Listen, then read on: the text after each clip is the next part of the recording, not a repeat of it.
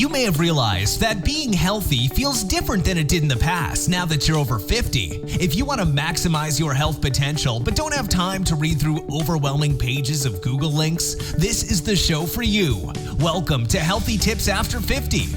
We love doing the research, finding solutions, talking to health experts, and learning what works and what doesn't. Now, your host. She spent the last 25 years dedicated to feeling her best and is here to share her best findings with you, Susan Rosen.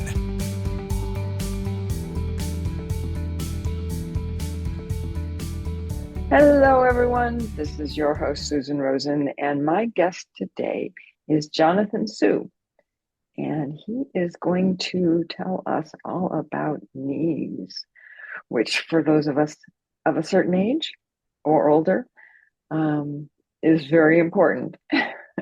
So welcome, Jonathan, and let us know more about yourself. Thank you, Susan. So I'm Jonathan. I'm a physical therapist, yoga therapist, and fitness professional. I'm a former U.S. Army officer who was the officer in charge of human performance optimization, rehabilitation, and injury prevention. I was in the military for a total of 11 years active duty, so I saw a lot of knees in my career. Yeah. And then my spouse and I decided that we wanted to start a family, so we left the military about 7 years ago. We have two boys now, a 6-year-old and a Oh, 4-year-old. And I work with a lot of older adults with knee pain. so out of curiosity, how did you kind of zero in on that age group, Yeah, or did they so find you? yeah. So what's interesting is that I ended up with a knee injury about 30 years ago, pretty serious knee injury that the surgeon told me that I was never going to be able to be active after my mid 30s. Well, after proving them wrong, I started noticing that a lot of my older adult patients had knee pain, and a lot of them they were trying to avoid knee replacement surgery or other types of knee surgery. And I realized, hey, what I did with my knee, I could replicate that with other people. It worked in the Army with younger patients, and it worked pretty well with older adults also. Wow, interesting. Okay. So do you want to tell us what the secret is, or? Yeah, there is a secret.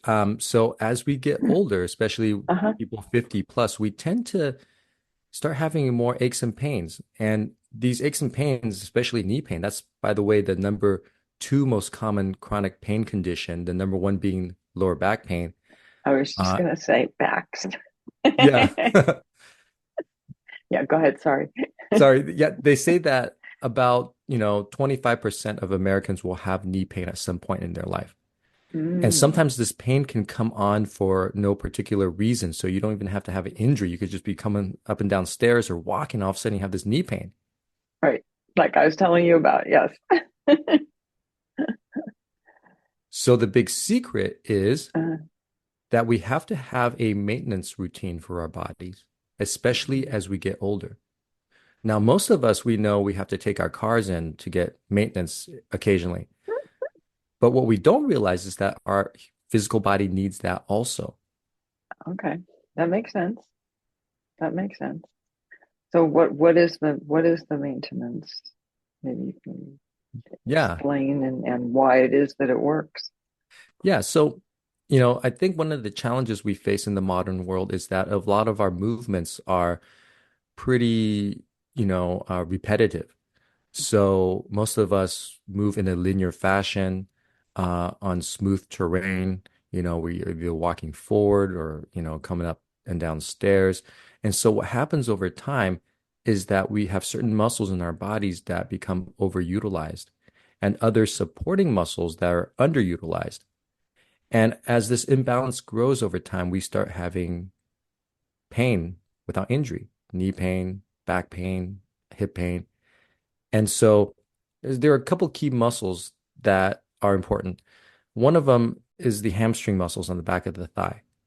And the reason why that's important, because as you're walking, as you're running, as you're hiking, as you're going up and down stairs, you're using mostly your quadricep muscles on the front of your thigh. And over time, there becomes an imbalance. And the quadricep muscles on the front of your thigh, they start to pull too hard on the kneecap and you start getting knee pain. Huh. Because if you think about it, when do we actually even use our hamstring muscles on the back of our thighs? Definitely not a primary mover during walking, running, or stairs. So Mm. that's one of the secret muscles that we need to start developing to prevent knee pain and to get rid of knee pain also. Okay. Okay. And are there like sets of exercises that you give to your I hate to use the word patients, but because it's not like it's a hospital, but to the people that you help. Yeah, so one very important exercise I give because some people will go, okay, well I could work on my hamstrings. I'll go to the gym and there's a hamstring curl machine. But the challenge with that type of machine is not using the muscle in the way that it was intended. So in real life, we don't lay on our tummies and curl the knees, bend the knees, or we don't do that in standing either, just standing in a static position and bring our heel to our buttocks. So the exercises that tend to work are ones that emulate the movements in real life. Um, and you kind of position your body in a way where you could utilize gravity to help you create resistance. So my favorite exercise for the hamstring is what I call the heel bridge. So what you do is you simply lay on the ground, you put the back of your heel on a chair with your hips and your knees bent 90 degrees, and you simply push off the back of your heel to lift your buttocks off. Now, Oh, okay. what that does is it emulates the movement that you would make if you were walking, but then instead of, you know, stepping forward with your front of body muscles like your hip flexors, you're sort of pulling your leg backward with your back of the body like hamstring and glute muscles. Hmm. So that type of movement there more closely emulates reality. And what it does is, as you start doing that exercise and you start walking, your body is tuned in more to utilizing that muscle. So you start utilizing more Oh. muscles. So you start distributing the workload. Okay. Okay. Interesting. Interesting. So are there other, I mean, is that the only place that something like that goes on, or are there other places, shoulders and things like that, that the same sort of um explanation is not the right word, but of how you can not get pain from picking things up or whatever. Is that similar? Oh Obviously yeah, different muscles and different ways to do it, but same sort of idea. absolutely, absolutely. So, I've been a PT for over over a decade, Mm. and I've worked with over 50,000 patients at this point. And what I've Oh noticed my is that the God. majority of problems that people face throughout their body are very similar. And they're all, Hmm. most of the time, they're due to underutilized muscles that need our attention. And so, yes, for the shoulders, it's the same thing. We tend to use a lot of our front of shoulders muscles Mm. and not Mm. really working on the back of the body, upper back muscles that sort of stabilize and support our shoulders. Hmm. So Hmm. those are, and that's fairly common because most of us in life, we have our hands in front of us, we're typing on computers, we're on our, smart For devices. sitting. Yeah, exactly. Yeah. Yeah. No, that makes perfect sense. So I'm assuming that along with all of this that we've been talking about, that there's also how it affects you know, what I notice about myself, my family, right, is that as we get older, we start to do this, right? And the head starts to go forward and the shoulders start to kind of go forward. And I'm always trying to remind myself, okay, no, no, no, sit up straight, stand up straight, you know. But I notice it with a lot of people. And like I say, particularly 50, 60, 70, like it gets worse as you get older. Are there particular kinds of exercises or things to remind yourself? I just try and remind myself to stand up straight. But you know, excuse me, I'm sorry. I just have started noticing it. I mean, I'm almost 70, so I'm right at that part where everything starts to go wrong, if you don't keep it up to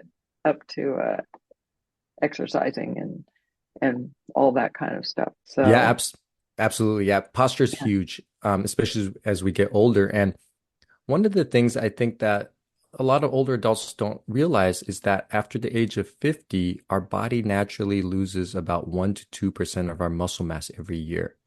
Oh, And what the medical community calls that is sarcopenia, sarco meaning muscle right. and penia meaning Hmm. loss. And then Okay. what happens is that after the age of 60, we start losing 2 to 3% of that muscle mass every year. Wow. So, of course, we got the constant force of gravity pulling us down and we're losing this muscle mass. So over time, our posture starts to collapse down into that force of gravity. And what really is needed is strength training. And I think a lot of Okay. older adults don't realize that because I hear a lot of my clients and they tell me, hey, I don't know what's happening. I walk 2 to 3 miles every day. I go hiking 3 miles every day. And why am I getting weaker? And it's because after the age of 50, simply walking or running, even stair climbing is no longer enough to maintain that muscle mass. Uh-huh. When it comes to posture, um, it's good to remind yourself to, have good posture. But really, what needs to happen to really get to the root is we need to start building muscle maps in the upper back, in the core muscles, and in the butt and Mm. thigh muscles. Oh, okay. Because if you have enough muscle mass, you don't even need to remind yourself. You will naturally have good Yeah, posture. right. Yeah, yeah. Because yeah, I mean, I know people who work out, quite regularly, but they still are starting to hunch over. So I don't know if it's because they're doing the same training that they've been doing for, 40 years or something. You know, well, I'm just saying, and they're not using or exercising all of their muscles. They're exercising certain ones and that they've been doing for a long time. Yeah, so there's a couple of ways we could look at that. Uh-huh. Um, I think you're absolutely right. Maybe, one thing that could possibly be happening is that maybe they're not working the right muscles Mm, because we tend to be sort of addicted to building the front of the body muscles in our culture. We like to do a lot of push-ups, a lot of pushing motions. okay. And in fact, if you overwork those front of body muscles, it'll actually make your posture worse. Well, yeah, because you pull it in, right? Exactly. Yeah. So I would first kind of find out, what muscles are you working? What are you focused on? And I think as we get older, we need to start working the back of the body twice as much as the front of the body, or have 2 times more exercises for the back of the body, because those are our anti-gravity muscles in our upper body. Um, And then the other thing I would ask is, well, how much resistance are you using? Because if you're lifting fairly light weights where you can, easily achieve 15 repetitions, you're more working the endurance muscles and not the sort of building muscle mass that we've lost or we're losing. uh-huh. And so I would say, hey, are you lifting heavy enough weights where you're pooping out by the time you hit 10? And then are you doing that for, 3 or 4 sets at a time? And how many times a week are you doing it? Because I've had patients who are and clients who are in their 100s, and these guys are not using canes, not using walkers. They got great posture. And these, one of the things that I noticed that a lot of them have in common, who are doing really well at this advanced age, is that they've all kept up with strength training. Okay. Okay. Interesting. So, what kinds of exercises in particular would you suggest around strength training? Because a lot of people know, oh yeah, there's all this different kinds of training, but they don't know what strength training, because there are different kinds and different machines or not machines, as the case may be, right? Yeah, I think machines are great to start with because they're Hmm. simple to use, they're safe.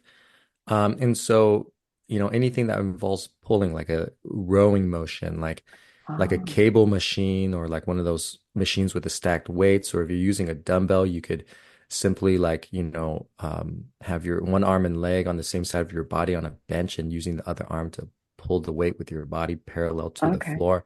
But it's got Uh-huh. to be heavier weight. So A lot of people will be like, oh, well, I'm on the rowing machine. Well, that's just not enough resistance to correct your posture and build muscle. Okay. Which kind of makes sense if you think about it. Yeah. It's yeah. I mean, I know everyone's going to say, "Oh, well, yeah, but I'm doing this and I'm building," and it's like, well, yeah, but Yeah. Yeah, it's the there's same some deep, muscles you've been doing it for so long, right? yeah. Yeah, and it's interesting because my wife, she's in her mid 40s, and Uh-huh. she's a computer engineer, and so she's on the computer all day long, and she was Oh, noticing that her posture was deteriorating, and she's like, well, yeah. I'm trying to correct the posture, and this, so I gave her some exercises to do, same ones I'm recommending here with the rowing, and she did that for a Uh-huh. few months. She's like, well, it's not changing much. And so I scratched my head and I watched her perform the exercises. I said, oh, it's because you're not pulling hard enough. Let's increase the resistance. Let's have you, really just, get those muscles working. And then after a few weeks, she noticed a difference. So you can have the right exercises, but if you're not utilizing the muscles in the right way, the change is not going to happen. Okay. Okay. No, that makes perfect sense. Yeah. Yeah, absolutely. And if you're because I know for me, I know that I need to start doing that. No, I mean, hands down. I used to always go to the gym. I was really good about it. And two things. I fell and broke my collarbone. Okay, I was out running and I hit something. I was trying to avoid these other two things that were on the ground, Mm, and I didn't see the other one. Went down, hit my head, broke my collarbone. mm. Okay, not super badly, knock on wood. You know, I broke the little knob that's in the end, that's all enclosed in muscles. So it didn't actually like fall apart, or it didn't come about apart. So that much, knock on wood.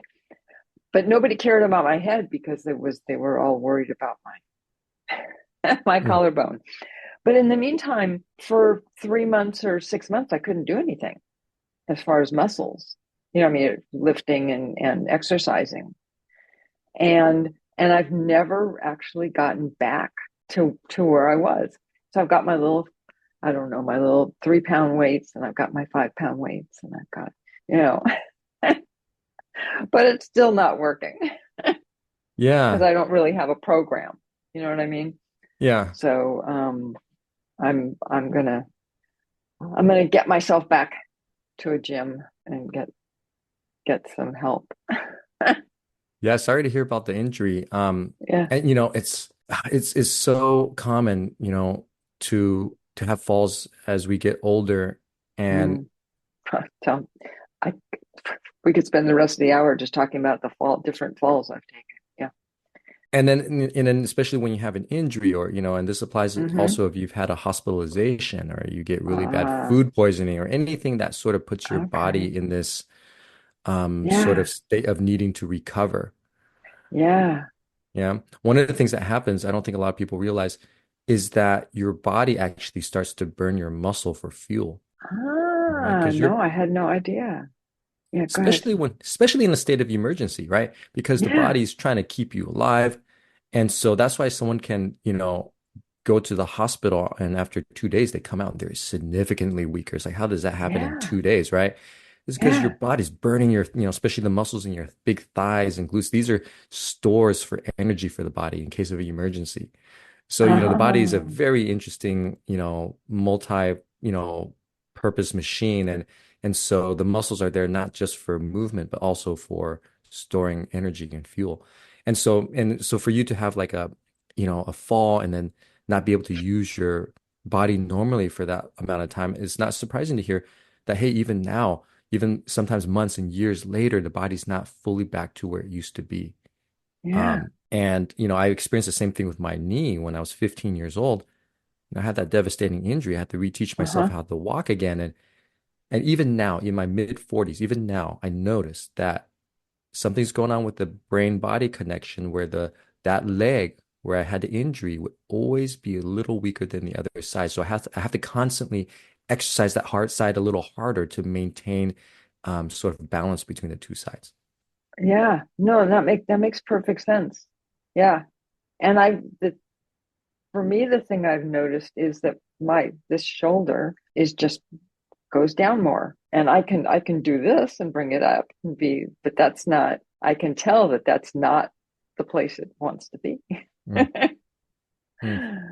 You know, which is really so it's really kind of funny because you look at yourself in the mirror, you go, wait a minute, I'm not balanced. I'm not. It's like, oh yeah, it's my shoulder. Yeah. Okay.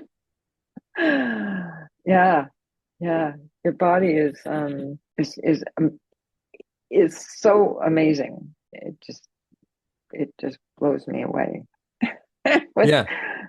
And the cool thing is the great thing is that despite that injury with work you can recover from that. And hmm and I could say that confidently because my knee still has a missing ligament that's been gone for, 30 plus years, almost 30 uh-huh. years. And so I have this laxity, this instability in the knee that's not normal. Ah, And and so, today I have no pain. I could I could run, I could hike. And it's only because I keep up with the maintenance program. And so anyone with injury, hospitalization, I think as long as they can, get their body tuned up, I think they can still mm-hmm. maintain their function at a hmm pretty high level. hmm No, that makes sense, and totally explains part of what happened to me was that because I fell and broke my collarbone like I don't know a month before COVID closed everything down, so I couldn't get any physical therapy, Hmm. so I never had any follow up on it. Hmm. Yeah, which totally, by the time I was ready to do that, they were like, "Well, no, it's past the 6 months or whatever it is." You know, it's like, well, yeah, it's been 2 years. Yeah. Yeah. So I've always felt like I'm kind of on my own. I Yeah. gotta figure this out, Yeah. You know, find somebody else. Yeah. it kind of feels that way in our current landscape with the healthcare system. Well, that's true too. Never has really come back, huh? It feels that way. Yeah. Yeah, exactly. Exactly. Timing is everything, right? So, yeah, and I think the other thing that people need to understand is that you can't do it for a little while and oh now I feel better and I don't need to do this anymore. Absolutely. Yes, because I get that question a lot from my clients and patients. They're like, well, how long Uh, do I have to do this for? It's like, well, forever. It's like, when do you stop, taking a shower, brushing your teeth, like how many miles do you have to drive? After I reach 200,000 miles on my car, do I not have to take it in for maintenance anymore? It's like, no, as we go along, we probably have to do a little more than we used to. And, but the mm, good news is what I've realized is that you start off having to do it multiple times a week. And mhm, then over time, you start to reach a good place where you're happy with how your body's working. And at that mm. point, you could have a maintenance program where you only need to do it once or twice a week and it still can maintain your function. Okay. Okay. Yeah. Well, that's good to know. So for And then example, sorry. yeah, go. No, go ahead. Yeah. So for example, it's really interesting. It's like, well, people are concerned as they get older, will I be able to be independent? Will I be able to still keep walking and living by myself? Right. Well, it's like, well, one simple thing you could do is let's do a chair squat. Let's have you stand up and down from a chair 20 times in a row, right? And try to work your way up from, having to push off the arms to, Uh, pushing off your knees and then all of a sudden not pushing off at all. And now let's say after a few months you could reach 20. Well, guess what? If you could just do 20 a day, then you're going to counteract that muscle loss over time. As long as you could keep doing 20 over the years, you're going to be able to walk.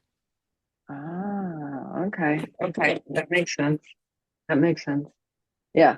So there are levels of maintenance. You don't have to keep going up, adding on when I've done this for 3 months at this level. Now I need to add it. Yeah, I Um, mean, I think once you're happy with where you're at, mhm, and for most older adults, it's not about, trying to look really great, like have a muscular body, but it's more about maintaining their function and mhm, moving, feeling well. And so if you're happy with, hey, I could go walk 2 miles without any issues or a mile, uh-huh, then you don't need to push continue pushing and adding, because that's one of the things with exercise is like, yeah, you gotta keep adding to keep growing. Right. But the thing is you also can't stop because once you stop, you're gonna lose it, right? You use it or lose it, and you Uh, lose it. And the research shows now that you lose it in as quick as 10 to 14 days. oh God, I must not have any muscle mass left. Just waist down, I'm fine. I walk like up, plus or minus 2 miles almost every day. But yeah, but that's yeah. Okay. Okay, you've convinced me. But it's interesting because you do see that, right? So like if you kind of line Uh-huh. up a group of people, 100 people who are 60 and 100 people who are 70, 80, 90, you'll Yeah. notice that they get thinner over time. Oh yeah. Yeah. Yeah. No, absolutely. Absolutely. And just the way they stand and do things changes and not necessarily for the better. Um, it's and and they're always talking about women and osteoporosis, which I totally understand. And my mother had really, really bad osteoporosis, particularly from her waist up. It's like she lost so much height. But she did a lot of stuff. She walked stairs and she did all that kind of stuff. So her legs and her hips were okay, which is a perfect example of what you were talking about. Um, but shoot, now I can't remember what I was going to say. How do I exercise my mind? So my brain. Yeah, it's interesting because with physical exercise, what they find Uh-huh. is that it actually helps with the brain too. And so we have these, Ah, what they call BDNFs, brain-derived neural right. factors that gets Yep. released. And so yeah, it's it's interesting. And then going back to the osteoporosis part with Yeah. your mom, Yeah. one of the things that's really good for osteoporosis is what they call axial compression. So Hmm.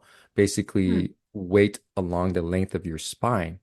And Okay. because, you can have all the calcium that you want, but the problem is the body is not going to really utilize that calcium to build bone density unless you stimulate that bone density growth.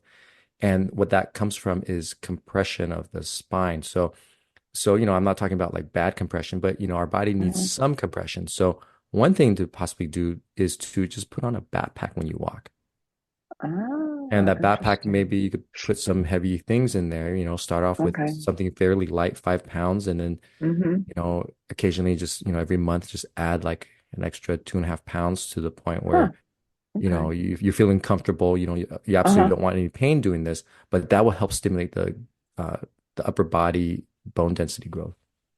Oh, okay. Okay. I'll have to try that. Definitely have to try that. Yeah. Yeah. No, my mother, she's been gone now for, I don't know, 10 years, I guess. But she was in her 90s, so you know, Amazing. yeah, yeah, exactly. But she ended up in a lot of pain just because of her bones breaking and you know her ribs and in her back in particular. But she got like this, um, and it is interest. It is kind of interesting because they one of the things I think that everyone says, oh, especially for women, we should take more calcium. But a lot of things that I read doesn't sound like calcium is the answer, right? It's actually can be negative if you take too much calcium. So I don't know. Is that an accurate way of looking at it, or Yeah, I think so. I think, there's got to be balance in everything that we do. And, calcium's a building block of, for bones. So we definitely need an adequate amount of calcium. And Mhm. I think you're right. I think the general thinking is that, oh, all I got to do is take the calcium.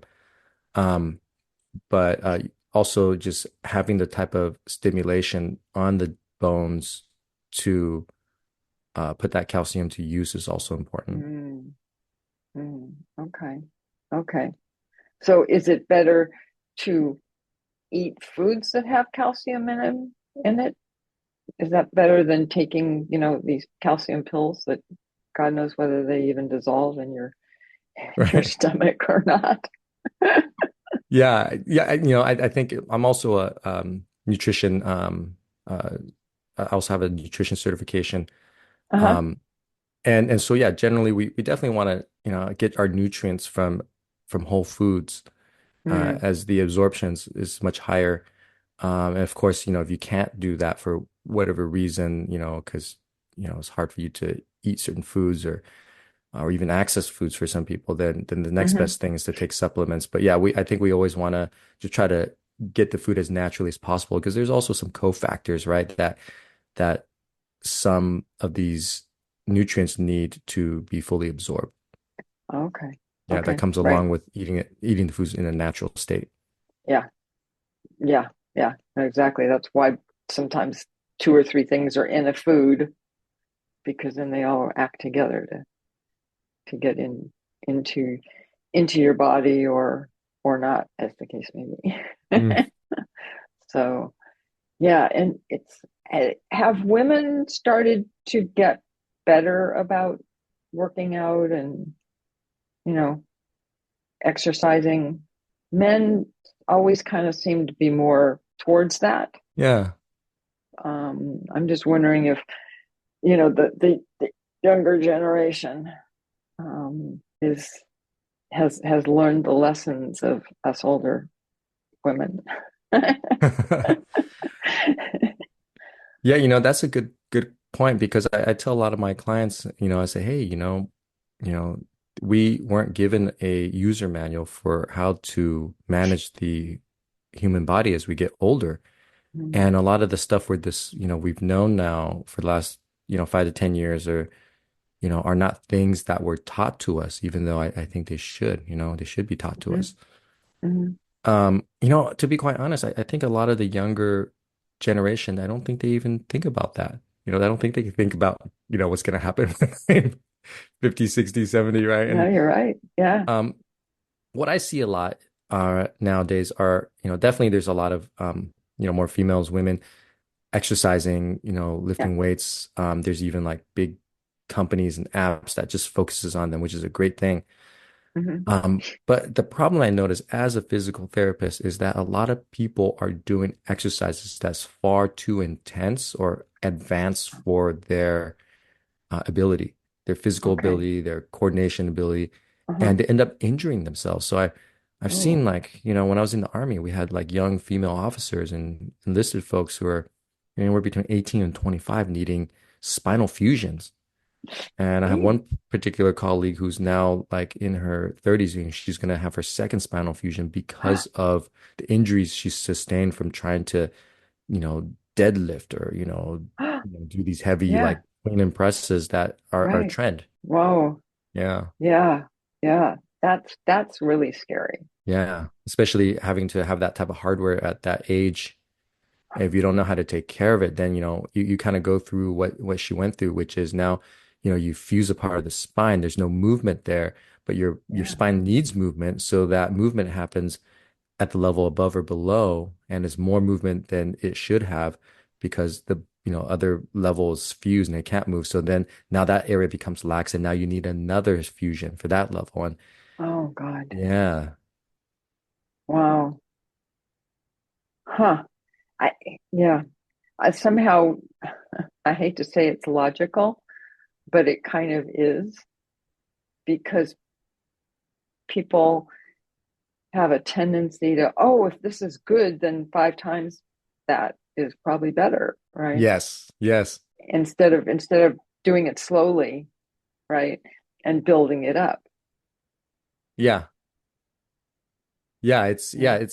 It's so hard, and it's really hard to get that across to people. I think people fall generally into like, two extremes. Either they're Uh-huh. doing way too little, right? Okay. And they're not familiar with the sensation of being fatigued from exercise. They don't know what Uh-huh. that feeling is like, Mm. and they're scared by it, and they're like, "Oh my goodness, like I feel pain and I gotta differentiate for them." It's like, hold on here, let's define pain for you.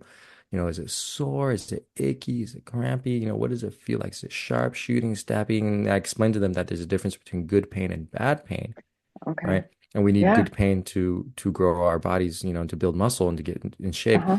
And then there's the other side of the spectrum, where people overdo it. They don't know the limits. And Mm-hmm. and finding that balance is hard. I think that, you know, that's sort of like that's why it's important to have someone, if you're just starting out to exercise, it's Mm-hmm. important to have someone sort of, guide you a little bit. You don't need to go to a Right. personal trainer every week or anything like that, but Mm-hmm. maybe just check in with a professional maybe once a month.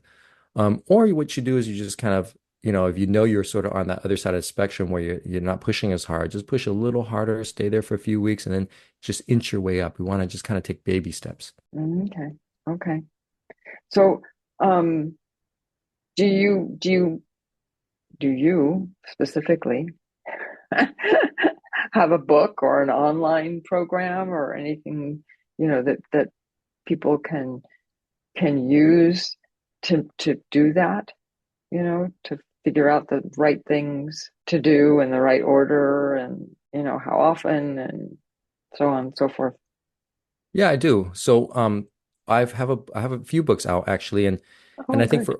for older adults, I think the most important one, if you're looking to build strength, balance, and improve and boost Uh-huh. your energy level, I have Uh-huh. a book I published 4 years ago called 6 Minute Fitness at 60 Plus. Oh, And if you go I on like that. Amazon, yeah, I came up with that title Uh, because I was, at that time working with a lot of older adults. And I realized that unless I kept the program simple, short, and effective, people weren't going to stick with it.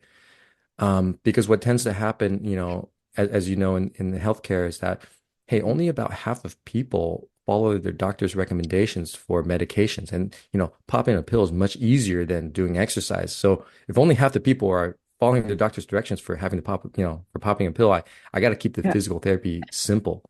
yeah. Um, and people tend to like that book. That book has over 2,000 reviews on Amazon.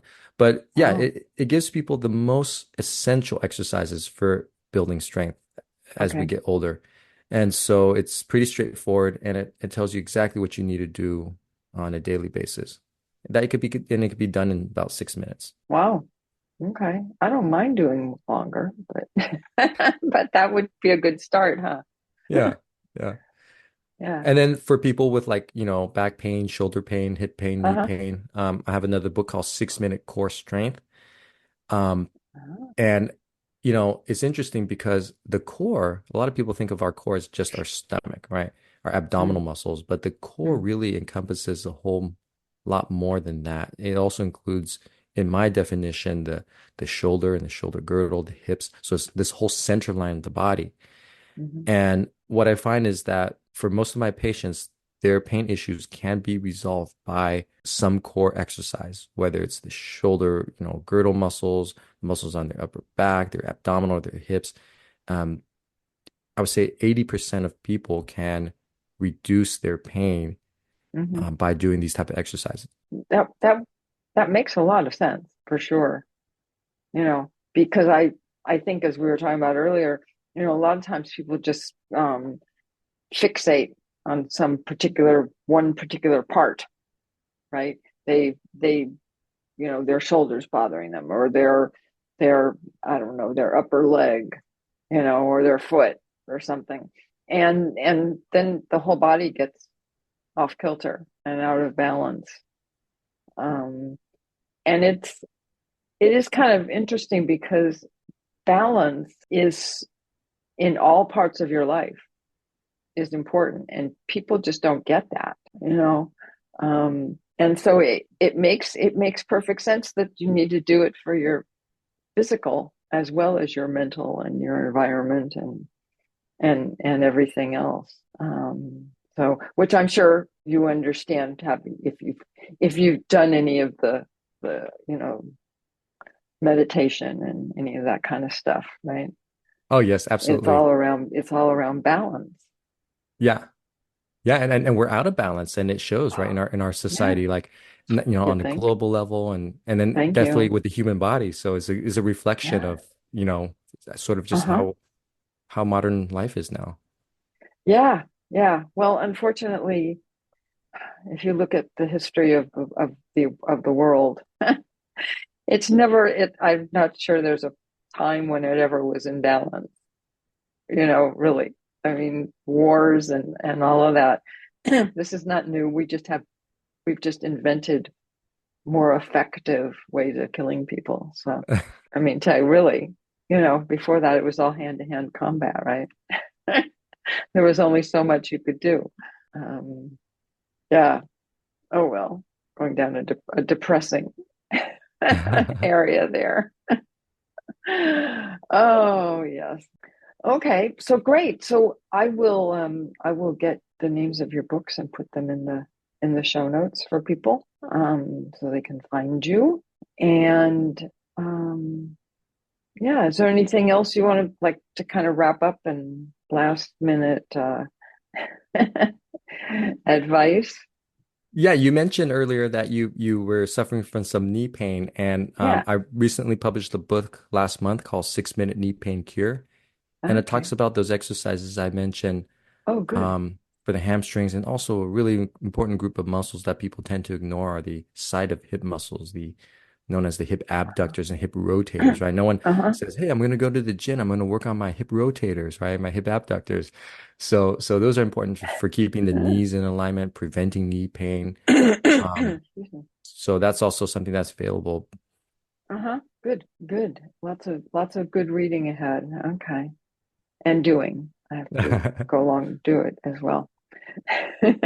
Well, it's 6 minutes, so there's no excuses. Well, that's true. That's true. No, what I need to do is find some place to even lay out on the ground or our house has a lot of stuff on the floor, books mostly, as you can see. So, anyways, yeah. Well, that it'll give me another I was going to say excuse, but that's not the right word. Um, another reason to go and sign up for the gym again so that I can use what you got in the book to start exercising in the right or better way for building up the strength, which I definitely need to do. I mean, I can only do like 3-pound weights. Not a good thing. Not a good Um, thing. well, we all start somewhere, and I have no doubt that, Yeah. they say that the older adult body can build muscle, right? So a lot of people, they Hmm. wonder, hey, can I still build muscle? But there's research showing that people who are 90 plus, they can build muscle. So anyone can build muscle. Okay. Good. I like that. I like that. And if I have the right exercises to do, then I'm not kind of like, oh yeah, well, I used to do this one. Should I do that one now? Definitely. Definitely. Okay. Well, I will look forward to looking at your books and going out and getting them. And yeah. So um is there a website that you want to mention or something for people to follow you or learn more about you? And the only reason I say that is because a lot of people don't read show notes. Yeah, absolutely. So you could go to 6minutefitness.com. That's six spelled out, Okay. 6minutefitness.com, and you can find my books. You could reach out to me, and I look forward to hearing from you. Okay. Great. Great. And thank you for being on. And I'm going to say, which I always say, which is that neither of us are doctors, and this is not to be seen as medical advice. And with that, I will close with my usual, which is that I look forward to talking to everybody next week. This has been Healthy Tips After 50 with Susan Rosen. To stay on the cutting edge of the most effective health strategies, subscribe to this podcast and let us know what you thought of the show with a comment or like on iTunes. Visit healthytipsafter50.com for this episode's show notes, more resources, and free offers.